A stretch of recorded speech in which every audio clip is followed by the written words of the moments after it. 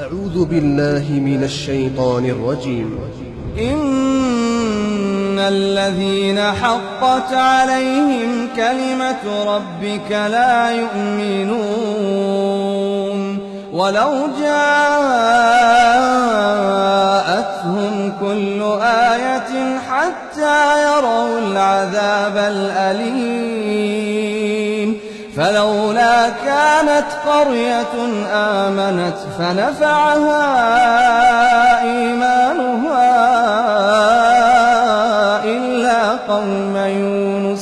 إلا قوم يونس لما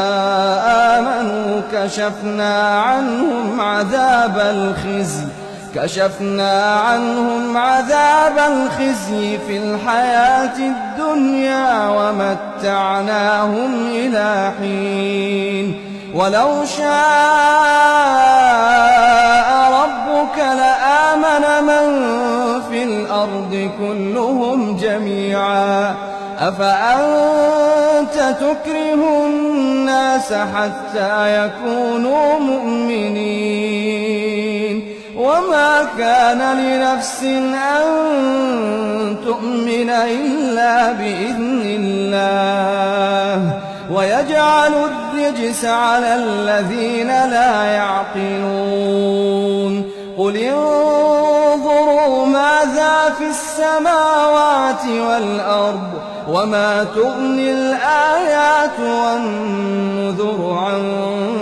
قوم لا يؤمنون فهل ينتظرون إلا مثل أيام الذين خلوا من قبلهم قل فانتظروا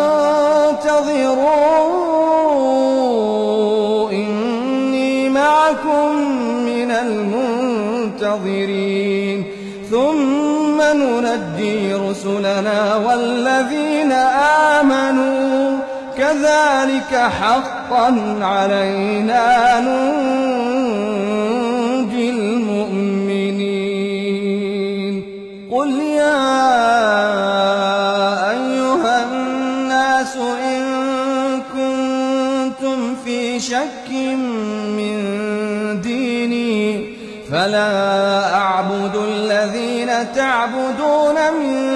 دون الله ولكن أعبد الله الذي يتوفاكم وأمرت أن أكون من المؤمنين وأن أقم وجهك للدين حنيفا ولا تكونن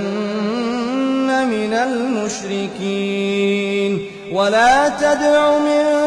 دون الله ما لا ينفعك ولا يضرك فإن فعلت فإنك إذا من الظالمين وإن يمسسك الله بضر فلا كاشف له إلا هو وإن يردك بخير فلا راد لفضله يصيب به من يشاء من عباده وهو الغفور الرحيم قل يا أيها الناس قد جاءكم الحق من ربكم فمن اهتدى فإنما يهتدي لنفسه ومن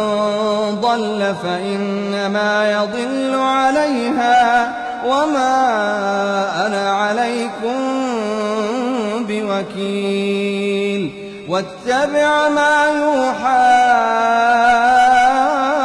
إليك واصبر حتى يحكم الله وهو خير